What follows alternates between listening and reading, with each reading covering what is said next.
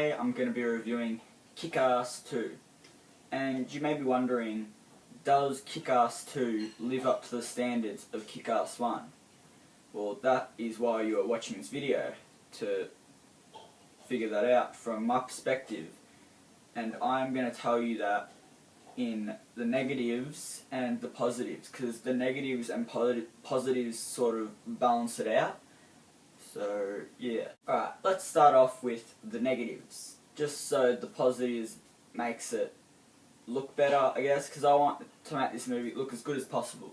Because I want you guys to actually go see this movie. Because this movie is actually enjoyable. But anyway, the negatives. What I didn't like was Hit Girl. They made Hit Girl, which was the little, like, 11-year-old with the purple hair in the first one, that was killing everyone. They made her try to live a normal high school life, which I didn't like, because then the action was completely toned down. There wasn't much action, there wasn't much cool action scenes, because Hit Girl was not in them. Instead, they put Jim Carrey and a whole other bunch of them, and they try to make those action scenes. But, yeah. So basically, when Hit Girl starts living this normal life, she meets this group of girls who you don't know whether they want to become friends with her, or they want to make fun of her, or make her look less popular than she already is. But yeah, that happens, and she goes to this slumber party. This is a negative, by the way, and she turns on the TV and she's like, girls are supposed to like boys. And I'm like, oh yeah.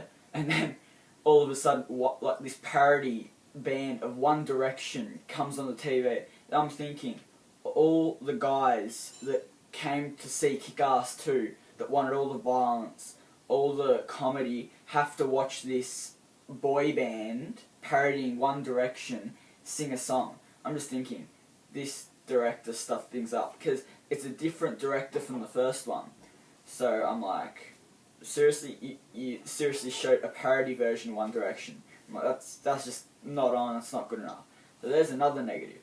So another negative is that I've only got like 2 more to go. This felt rushed. All the parts in this movie felt rushed. Like how some of the main characters died. Like I think 3 or 2 of the main characters died. It felt very rushed. Like they filled it in like a 5-minute time frame of their death and how it was going to happen and how it was going to be planned and stuff. And I'm like, why do you have to rush it? You've got all the time in the world and you have to rush it. I'm like, you've obviously read the comic books. There's no need for it to be rushed. You know how it's supposed to be done. You know how to do it. I'm just thinking, why do you have to rush it? You could have made a whole better movie if you didn't just rush people's deaths or rush the story. But yeah, it was only like an hour and a half, so average movie, but I reckon it could have gone for 2 hours easily, and it would have been a whole lot better. Alright, now I'm going to stop with the negatives, because I can keep going with the list of Hit Girls, but I won't. I'm going to tell you the good stuff that Hit Girl did. The first 15 minutes of the film showed Kick-Ass, or Dave Lizwewski or whatever, train with Hit Girl, and they were just, training and trying to be better crime fighters. There was one bit where he just went onto the streets and he got full on bashed by this gang, and then Hit Girl came out, and then it was sort of like that scene from the first Kick-Ass when the Banana Split song played and she just cut off everyone's legs. But in this one, it was pretty much the same one. She had nunchucks and she was stabbing everyone and hitting everyone. That was a good scene. And then after that, there wasn't anything else basically with Hit Girl. There was the end scene, which was great. It had Hit Girl vs Mother Russia, which I shall talk about Mother Russia. And, yeah. Alright, I think we should talk about Jim Carrey. He is the newest addition in this movie. He's one of the newest additions of this movie.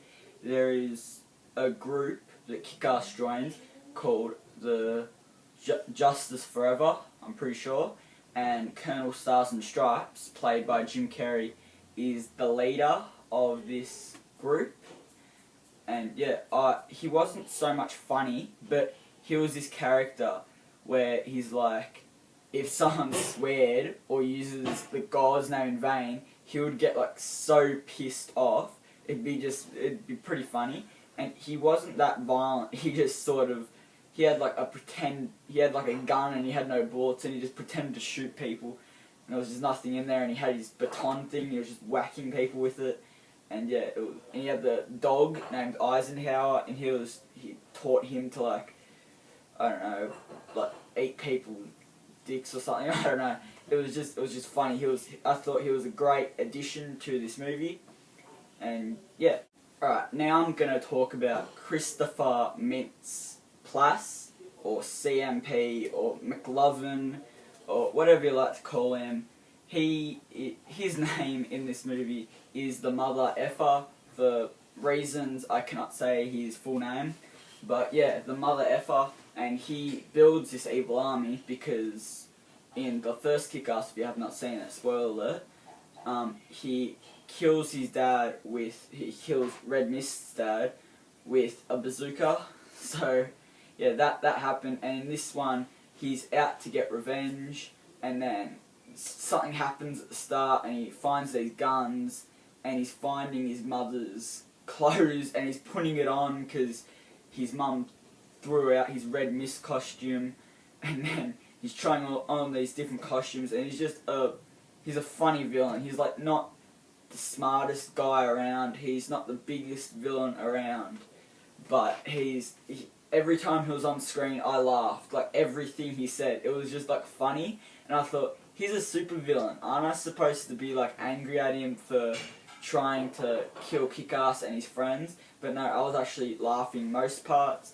Some parts it was actually really serious, and they made me almost cry. Like I was pissed off with how some of the characters died, how some of the main characters died, because I liked those characters. I thought they did a really good job, but they had to kill them off. But yeah. Alright, now I am going to talk about Mother Russia, which I was very, very surprised of. She was one of my favourite characters in the film. She was a villain, but she was an absolute badass. Like, I think she was Russian, because her name is Mother Russia. she was very violent at some parts. Like there was this part where the Red Mist, he went to one of the Justice Forever characters' house, and then was going to do something to her, and then Mother Russia was just outside, and the cops showed up, and Mother Russia full on shot them, run over them with lawnmowers. It was one of the bloodiest parts of the film, but it was funny. And then at the end, they had Mother Russia versus Hit Girl, which was funny because you had this little girl who you thought was pretty unstoppable, and then you also got this Mother Russia character who you also think is unstoppable, and you don't know which one to root for. I was rooting for Hit Girl, although she wasn't in the film in her Hit Girl costume as much, but I wanted her to win because obviously she was one of the good guys, and yeah. Alright, so thank you if you have sticked around for this part of my review. I know this is one of my longest reviews, but this has been one of my most anticipated movies.